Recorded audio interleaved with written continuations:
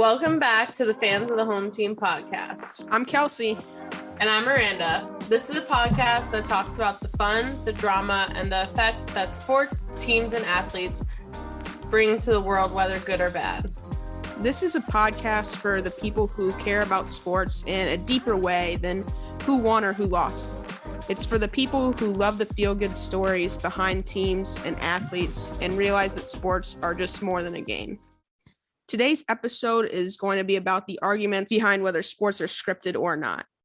There's been speculation for years that sports can be scripted, specifically regarding the NFL and the NBA. There was actually a TikTok even before the Super Bowl that I sent to Kelsey, and I was like, we need to talk about this on the podcast. Just basically, like we said, a conspiracy theory that the NFL is scripted. So we thought that this would just be a fun topic to talk about, get some ideas on, and we all love a good conspiracy theory. One sport that we know is scripted, without a shadow of a doubt, is professional wrestling. We brought on our other co-founder of Fans of the Home Team, Derek Ewing, to talk about it with us. So, Derek, could you give us a little bit of your background in wrestling and just how the sport operates overall? Absolutely. Thank you for having me. Excited to be here. You're welcome. All right, relax. I've been a pro wrestler for 3 years now, which is crazy to say, but obviously my love for pro wrestling and more specifically the WWE, started as a kid. It really starts from a storytelling perspective. I was like 8, and I remember the first thing I ever saw was an episode of Monday Night Raw, and Shane McMahon was luring Kane backstage into a limousine, and then Shane escaped from the limousine, put a brick on the gas pedal, and drove the limousine into the back of a tractor trailer. And this was the first 15 minutes, like my first 15 minutes of professional wrestling. And I was just like, this is awesome. It wasn't even anything in ring. This crazy guy being chased by this other crazy guy. I had to know more, and I had to understand what was happening here. That 15 minutes changed my life, which is insane. Not to be dramatic. Yeah, no, but it really the antics and the nuances around pro wrestling. 100%. And, that continued, I would say, pretty much nonstop up until this point. It's the storytelling, it's the narrative, whether it's inside the ring or outside of the ring, that really drew me into professional wrestling. When was the moment when you realized you wanted to be a professional wrestler yourself? Sure. I think that just kind of goes to, what drives anybody to do anything. It's a passion. It's a love for it. It's feeling like something isn't being fulfilled in your life. I was working in sports at the time, and, kind of accepted that part of my life was, or at least that component of my life was starting to wind down and come to an end, and that wasn't really what I wanted to do anymore.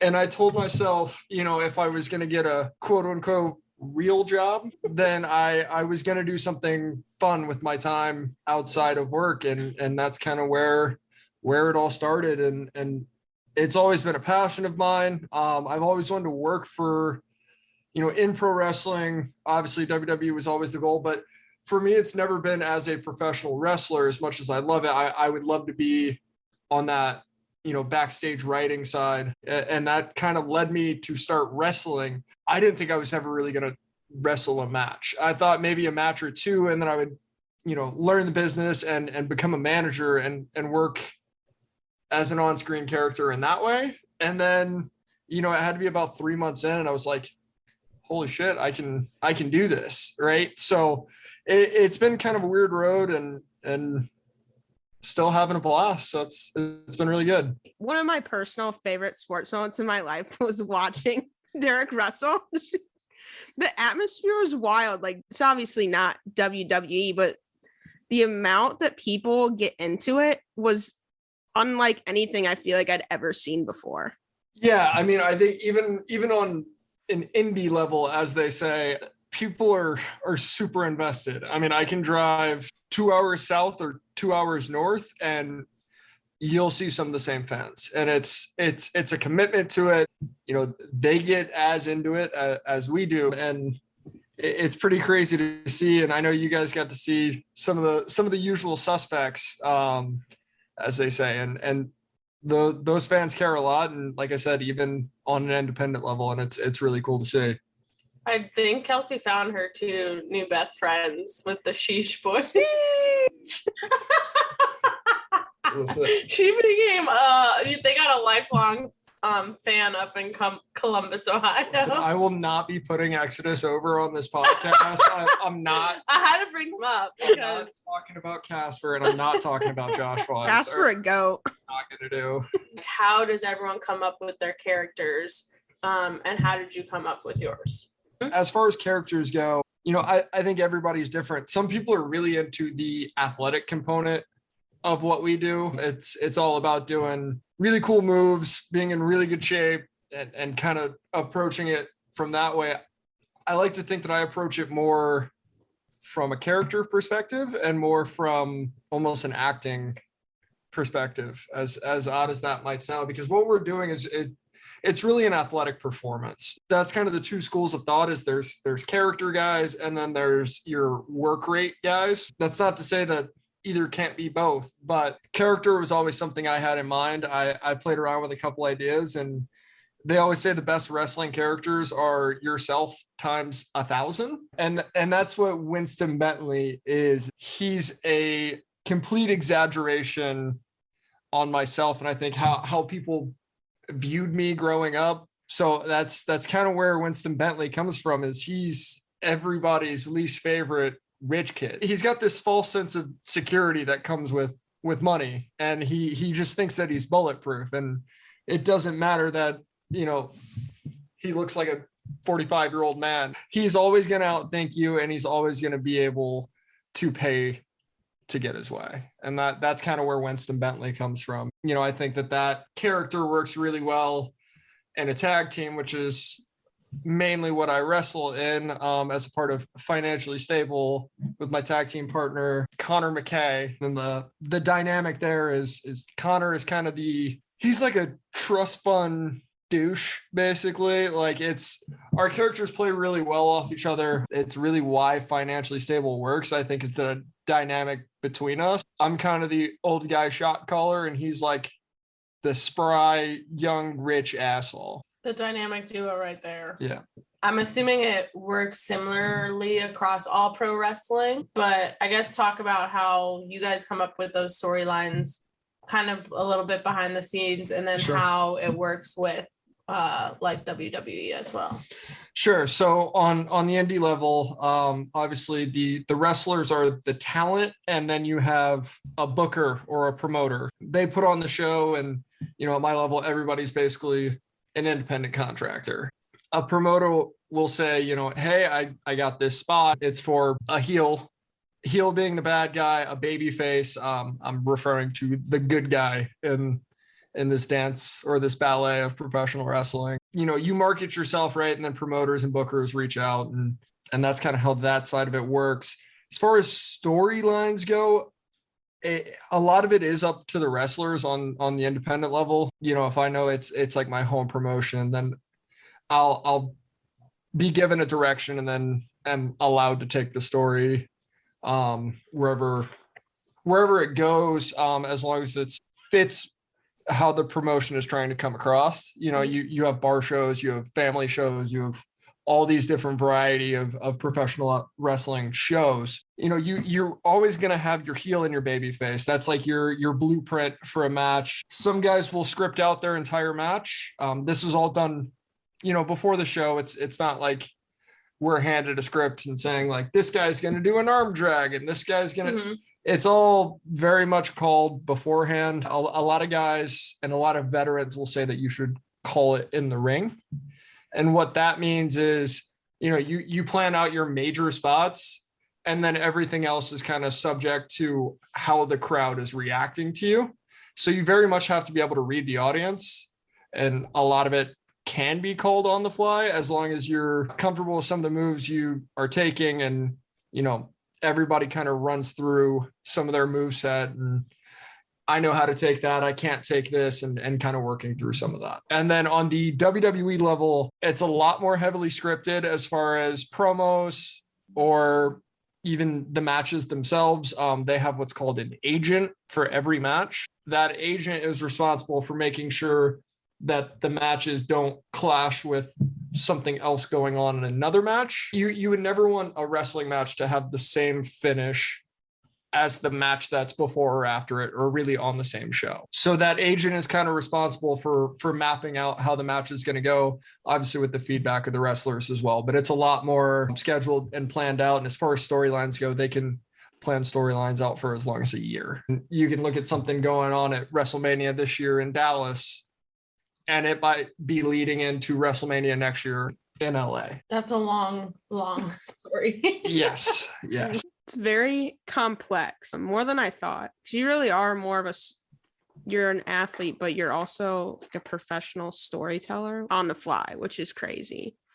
Yeah, and that's what's really cool about it. And that's also why wrestlers are so sensitive about the F word, right? Fake. There's still old guys out there that will get very angry if they hear you say, well, wrestling's fake. I don't particularly love hearing it. There's such a difference between fake and scripted. It hurts. Like Miranda's. Yeah, you can't fake a bump. I'll tell you that much. Yeah, and she seen me come home, and Kelsey, even the show that you guys were able to make it to, I couldn't walk after, as you recall. I forgot about that. Yeah, it was not good. What we're doing in there is not fake. It's predetermined, right? We know what the ending is, and we know that we're working towards that. Again, it's very much a performance where we kind of risk our bodies and beat ourselves up for the art form per se. Yeah, which I think that I really didn't comprehend until you started wrestling. Like on TV, it's one thing, and you hear that it's like scripted. So you're like, oh, it's just like a show, like a drama, which it still is. But I guess I never realized like the actual athleticism that it really does take behind doing all these different moves, and that wrestlers are very much athletes because you're throwing your body every which way. And like you said, you can't fake taking a bump or all the different kind of moves that definitely can, like putting your body at risk just to entertain, which is what a lot of athletes do as well. As I was doing research, people talked about being in shape and ring shape being two very different things, because I can be jacked to the gills or built how I am, but it's all out the window once you're in there, and you have to be able to almost get the wind knocked out of you every time and get back up. It's completely different than, running or going to the gym. The adrenaline's a big part of it, but ring shape is something that's completely different. Was there like a certain point in time when you realized that the WWE was scripted? Because there definitely was a certain age for a while there when I was younger that I had no idea. For real. I'm the same way. I was just like, oh yeah, this is cool. And then I feel like it took a while for me because the only reason I ever even watched WWE is because my brother, like most young boys, like go through a phase of loving wrestling, or just I think young kids in general. And so he would watch it, and I would remember like the Undertaker and like the iconic players. And I was like, oh, this is pretty cool. Like it's just like a reality show almost. And then he stopped becoming a fan for a little bit there and then came back to it. But anyways, I feel as though there was definitely a point where I was like, oh, I didn't know like this was scripted. I thought this is like how it was for a while. From the beginning of my fandom, I knew. Really? Yeah. So there wasn't really ever I feel like I'm just so gullible. So smart. I think that's okay. Like, I grew up very much as you did in a sports family. So like, yeah, I knew what boxing was. Yeah. I knew what mixed martial arts was. And then you got this other thing over here where you got the son of the company being chased by a man that was burned at the age of 12 into a limousine, and then the limousine the dramatic is literally being driven into a trailer tractor. You watch CSI, you know that that actor's not dead. I don't know. It took me a long time. That's honestly why I don't like scary movies, is because it's very hard for me to separate like that. Like I consciously have to be like, this is a movie, or this is a TV show. Now, obviously, as I got older, it's easier to separate like reality versus non-reality. But I think that's why like I fed into the WWE so easily and pro wrestling, because I was a young kid and it was just like, oh, this is so cool. Like, this is just how it is. They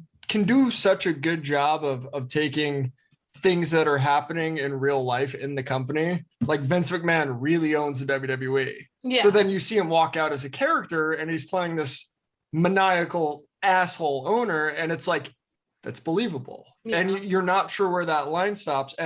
Or watching something, I remember like fast forwarding and rewinding through certain parts, something would happen and a guy would get hit. And I'm like, my gosh, it really looks like he hit him. Yeah. And not understanding that he was, I feel like but that was a part of it. Yeah. And I feel like back when we were watching too, like wasn't blood more of a thing? Like bleeding. So I was like, oh my God, they're bleeding. Like they definitely got hit. Like I think maybe it was more like the actual wrestling that like I thought those people, and again, there are injuries and you are risking your body and stuff, but I thought like those people are actually getting like beat the crap out of.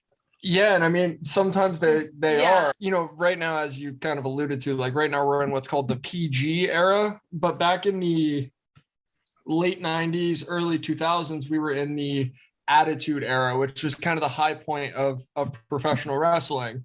You had two major companies, WCW and WWE, and you had WWE really pushing the envelope to expand that audience range. So it was a lot of blood. It was a lot of, you know, borderline extreme violence. I mean, those guys were pushing their bodies to extreme levels. If you look at like a Mick Foley, right? He looks like everybody's grandpa. Then he goes out there and gets chucked off of a 20-foot cell or steel cage, basically. Wrestling is not fake. Wrestling is predetermined. And that's kind of why they're so good at blurring that line, especially for a younger audience. Which I think segues perfectly into kind of talking about the larger discussion around just sports being scripted and the conspiracy. You kind of alluded to it, talking about like blood and some of the violence and blah, blah, blah. Like, why do you think that WWE can quote unquote get away with being scripted where other sports wouldn't be able to? There was a point up until, I want to say it was like the late 80s. I think some people were catching on, but the early 90s, something in the business that's called kayfabe. And kayfabe is basically the parts behind the curtain, the parts that the fans aren't supposed to see. People up until that point believed wrestling was real. Certain events happen that kind of cause people to start questioning it. They're seeing good guys with bad guys outside, you know, off TV, or realizing that these guys are friends. And there was veterans in the 80s that, and, you know, up until I would say when The Undertaker retired, guys that really held to kayfabe. The Undertaker wore black every time he was in public, trying to not give away that he's a real person, that's a grown-ass man that isn't dead and breathe his character. Yes. And I think once kayfabe died, you know, everybody says kayfabe's dead. Back in the day, you would never hear somebody like myself talking about any of this to anybody. And once that kind of died, WWE got ahead of it, and they called themselves entertainment. They were able to kind of save themselves from kayfabe dying, and by acknowledging that it's entertainment, that you're coming to be entertained. That's kind of the whole point. A lot of the guys that do it view it as a performance. They view it as art, and athletes are the actors. Again, in the ballet of professional wrestling, it's not an athletic competition. It is to the boys in the back. I mean, everybody wants to have match of the night and make sure it's great, but you know, I'm not really competing for a championship when I'm out there. There's not as much chance involved. Well, I mean, yeah, the only chance is injury. That's the only thing up to chance, really. Again, we're coming through the curtain and we know who's going to win, you know. Which is so crazy to just wrap my head around. It is interesting to think about them as solely being entertainment. Even when I figured out that it was scripted, I didn't care. I didn't feel hurt about it. I'm sure people did back then before anyone actually knew, but it's been so long at this point, people probably just don't think anything of it. Yeah, I also think though, like in our current day and age, like with social media and all that, like it would be so much for a wrestler to consistently be their character and persona, like 24/7, live and breathe it. Like I said, the best wrestling characters are somebody turned up to 1,000. And I think you see that with a John Cena. He really is this guy that I think believes in hard work, respect, and loyalty, which is on his little flag every time he walks through a curtain. They're still able to blur those lines through social media by talking shit to each other or, continuing a storyline that way. It's obviously helped and hurt the business in different ways, but it's pretty interesting. And I think that's really how it's survived and just getting people to buy in. It's always more interesting, even for other wrestlers, if you think that two guys genuinely don't like each other. And then thinking about that they have to get in the ring and work together, mm-hmm. That's a whole nother element of how is this going to go, right? Who's going to win? Are they going to be able to pull it off if they genuinely have problems with each other? And there's definitely, I've gone to some of Derek's shows and I'm like, that guy is a jerk. Like, I don't like him, like blah, blah, blah. And Derek's like, no, he's like actually really nice to you. Like, he's one of my friends or whatever. And I'm like, no, I don't like him. Like, he's awful. Because they just do such a good job of like putting on a different persona and just like a totally different character. It makes it easier to just like you said, get into it. Mm-hmm. Because if everyone was like, I understand like breaking it down to like a heel versus baby face, because if everyone was baby face and just nice in themselves, it would be really boring. Mm-hmm. And like the heels definitely bring like the pizzazz and the drama to it, which is why I feel like I'm usually more of a fan of a heel than a baby face. Just because they were the more entertaining ones, Same. At least in my personal opinion. You're also a little biased. Yeah, I guess. I'm pretty much perpetually a heel. Yeah, so. And one of my favorite wrestlers ever is Randy Orton. One of the best heels of all time. Probably. Exactly. And I know we touched on this like quickly, but like just like wrestling moments that stick out. And speaking of like WWE just getting away with shit, I will never forget when. What's his name? In the bed. I'll never forget. Oh, the live sex celebration. Yes. Edge and Lita. With Edge. So back in the day, before like Edge has made his return, and actually I like him now. He turned heel on Monday. Oh, okay. Well, he wears the cooler shoes, so that's why I love him. But anyway, back when Edge was like a heel, I remember the two wrestlers I remember most were Undertaker, Edge. Obviously John Cena, but that's different. And I like the Undertaker, but Edge, I was like, this guy's a jerk. Like, I hate him. And I remember as a kid once, there was just a bed in the middle of the ring, and him and who was it? Lita. Like, pretend, like actually not doing it, obviously, but pretend doing it. And I was like, what the fuck is this? Like, I literally was like, what are we doing? Like, what's going on? I'm so confused. I don't understand how this plays into the storyline. I was like, why is my brother, like my little brother, watching this? Like, what's happening? But it's just like one of those moments now that I look back and laugh on, because like, what other entertainment could get away with shit like that? That's one of the most watched segments in WWE history. Is there I guess moments more so in WWE where like the talent is upset with their script, or does the talent have say in their, like, do they get to work with them? Like, how does that sort of play out?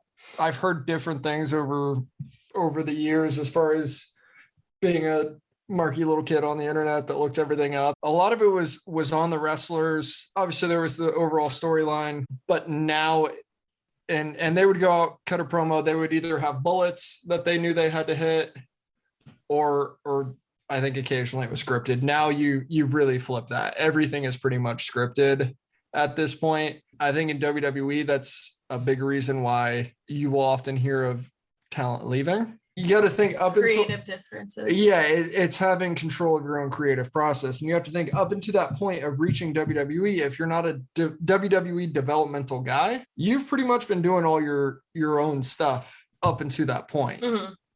And now you're being handed a script and told you have to stick to this. If you call something a title shot instead of a title opportunity, you'll get your ass chewed out in the back. It's happened to guys. Oh, if you say one word wrong? Braun Strowman. Oh my God, I would be so bad at this. Yeah. No, there's no way. Guys are given legitimate scripts now. He said, I want a title shot. He didn't say a title match or a title opportunity, which are the words that Vince McMahon likes. Yeah, I get it, but like really. Yeah, no, he was fined, is what I've heard. Randy Orton is not given a script. He's earned that right. You know, John Cena has earned that right. Roman Reigns probably at this point has earned that right. You know, there are guys with enough proven time doing it that they'll gain that trust from the creative team. But yeah, right now the creative process in WWE is very much driven by the creative team, probably more so than the wrestlers, in my opinion. Interesting. Which we'll touch on, like other sports being scripted. I think that's why it kind of works with the WWE too, because it's usually one-on-one. Whereas like in any of the leagues being scripted, you would have to have like everyone on the same page and not have anyone disagree with it. Yeah, that's a lot of cooks in the kitchen. Yeah, exactly. Here's the thing. If professional sports were scripted, I think you'd have a lot better stories, right? Shots fired. But to be honest though, I mean, think about it. It doesn't really seem plausible to me. Like, and I think going into the officiating in the Super Bowl, being an official is super hard. Like, yeah, I'm sure you're reacting so quickly. So to say that, oh, that guy blew a call, it's scripted, the league is pushing it that way. Part of what makes sports so interesting is human error, whether on the athletes or the officials. And that's, I just think it'd be really hard to script that. You and I have talked before about luck and things like that. That's kind of what drives sports, I think, more than any sort of script or anything like that. Just moving into other sports, I think one of the biggest like it's scripted moments that I can remember in the past decade or so was probably the 2016 NBA Finals, Warriors Cavs. This insane Warriors team, record winning amount of games. Cavs come back down 3-1, and Steph Curry's wife tweets after Game 6 that the league is rigged for money. One of the best players in the NBA's wife is saying the league is rigged, and it definitely was a perfect story for LeBron to come back to Cleveland and come back from this insane deficit to be one of the best teams of all time. It's definitely one of those things that you could write. So I think that's why it resonated so much with people and got a lot of traction. Yeah, I also think there was a moment in time in the NBA where it just felt like the same teams were going. The same teams were winning, the same players were involved, X, Y, and Z. And there definitely was a moment where I fed right into, I was like, oh, this is scripted. It's hard, I think, again, for what you've talked about in a couple episodes now, like for just an average human being like ourselves to wrap our head around like someone being just so ridiculously good and athletic that their team just keeps going and they just keep winning. That's just, I think, a phenomenon that's hard for us to understand. So we're like, oh, this is rigged. When your team isn't one of those teams, you're obviously going to be like, oh, this is rigged, this is scripted, like you just try any excuse under the sun because you're like, oh, my team's not here, so obviously something's wrong. But I do think there are moments in sports, and maybe like Derek said, it's more just the human error and luck, but it comes across like this is a little suspicious. And maybe it's just coincidences, just from there being so many moments that there could possibly be in sports. But I definitely remember we talked about this when Dez didn't catch the ball in 2016. I was like, this is fake. Homie caught the ball. What are we doing?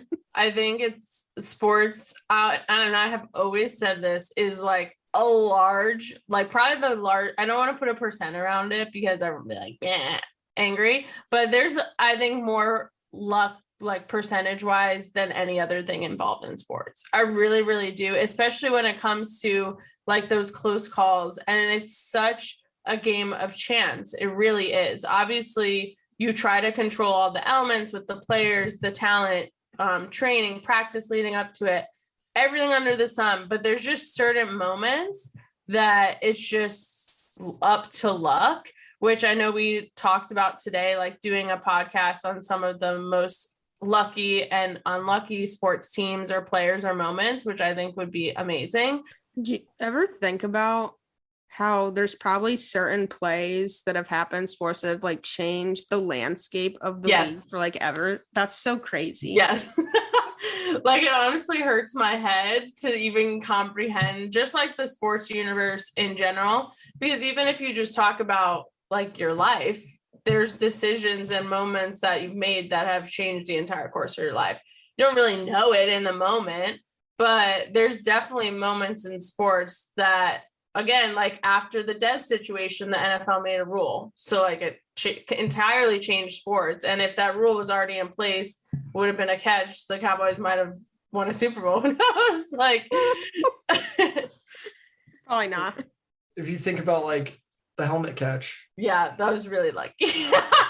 Just because, and I think that's one, and it's always included in like top 10 Super Bowl moments and stuff like that, because just the fact that Eli scrambled out of being tackled too, and then just threw the ball and catching it on the helmet and landing it successfully, like on the ground, and it's being like a caught ball. Like that was definitely a moment of luck. But again, I don't know if in the moment I recognized it was lucky because it was the New York Giants and it was my team. So it was just like, woo, like I don't give a crap. But if it was the other team, if it happened to the Patriots, I'd be like, oh, they're the luckiest team ever. Well, I'll throw out another one. The Seahawks trying to throw and not give Marshawn Lynch the ball. That's just dumb. Well, that's the other thing. That's just a terrible coaching decision, which Correct. is, again, you're a human being. You're going to make mistakes. You're not going to make, you're not going to make the right decision every time. Well, they had 4 tries. So, I mean. What a wild Super Bowl. Oh my God. And going back to the helmet catch too, like, yes, we talk about luck and everything, but Tyreek Hill, right? Who was it? David Tyree. David Tyree. Tyreek Hill. I don't even know if he was in the NFL. Yeah, He's 12-year-old. He was probably a baby. But you think about that man had the wherewithal. Yeah, for sure. Keep Definitely his some hand athletic ability. Eli probably did scramble drills that day because he never has an O-line to protect him. But that's what I'm saying. It's some of that does come down to skill and repetition and all those things. And of course there is error and luck involved, but they train for those moments, and sometimes it's beautiful, and sometimes you don't give Marshawn Lynch the ball. Well, and we talked about it in our top 5/worst 5 of 2021, the Rays versus Red Sox game, with like, what are the chances that happens? Like, and of course it's the Red Sox, like they're so lucky, but again, a decade or so ago, you would be like, oh, that's one of the unluckiest teams, like they're cursed. So I think that it all comes in waves too. I think it's just crazy how much it's really just like the universe playing into these things that we'll never know. But I think like there has been like really just, I think, one player, but at least in the NFL, and Kelsey sent me this article about running back Benny Cunningham, who claims that the NFL made him sign an NDA and like when he joined the league, and that the league is scripted. And the article is really interesting. It's on thesportsrush.com from I think 2021, I believe. Yeah. But it was really fascinating to read through it. It kind of talks about he came out and just tweeted a whole bunch similar to Aisha Curry as well, just saying like that the league is scripted, they make everyone sign NDAs, like no one's allowed to speak on it, but that this is a thing and like people need to know we all played sports as a kid. Yeah. Imagine being so good at your sport. I know. You get to the pinnacle. Hey, this is all fake. Sign this. Yeah. It's not logical. No. Again, even when wrestlers are trained, even back in the day, it's, you're brought in, you're put through your paces, all the physical testing, all of that, and then you're quote unquote stretched, which means they put you in holds and they hurt, but you're slowly wised up to the business from the get-go. We're not telling Tommy out there playing shortstop to go ahead and lift his glove and let the ball under, every third pitch. It just seems so illogical. That just seems like a man that's mad at the NFL. That just seems like a player's wife who is upset that her husband's team lost. Like, there's so much emotion that could be tied into both of those stories. It's just interesting and kind of hurts my brain to think about. But I don't even remember this dude saying this. It never really hit like national news. It never really got to like the forefront of like sports Twitter or anything like that to where I would have heard about it. So I thought it was interesting that it happened. And maybe it's because he's honestly like a nobody in terms of the NFL. Like it really didn't. Yeah. But you would think like it would be different if Ezekiel Elliott like came out and said this. Oh my God. I wish he would said kick him out off the team. He's getting paid too much. Oh my God. But like Derek said, I also I don't there's no way that college football is scripted. There's literally no way in hell. That sounds very illegal. And there's just no way. So if you're going from college football to the NFL, and like Derek said, they're like, hey, this isn't real actually. You have to change X, Y, and Z. It's just impossible. And again, the amount of people, not just the players, you have to get all these front office people, the owners, so many people are in a sports organization that would have to be in the know on that it's scripted. And you can't tell me that leading up to the Super Bowl, Joe Burrow, Matthew Stafford show up on the day of the game and they have a meeting and they're like, all right, Matt, you're winning. Joe, you're not winning. And he's going to go and play his life depended on it. No, I would be like, all right, bye. I'm not showing up to the game. Joe Burrow would never. So no. Could you imagine telling Tom Brady, hey, man, your last season, you're going to go ahead and lose in the second round? Yeah. On a Hail Mary to Cooper Cup, basically. And nobody to be talking about it. That's why conspiracy theories are so great. And why I don't want to say great because they can also be very dangerous, but why this one is more fun because it's really just so incomprehensible for it to ever be a thing. And in that article that you sent me, it talks about entertainment versus sports. And like Derek said, the WWE is scripted because it's an entertainment. They are the goal is to entertain the audience. It's in the name. Yeah, exactly. World Wrestling Entertainment. Yes. Whereas the NFL and other leagues are sports.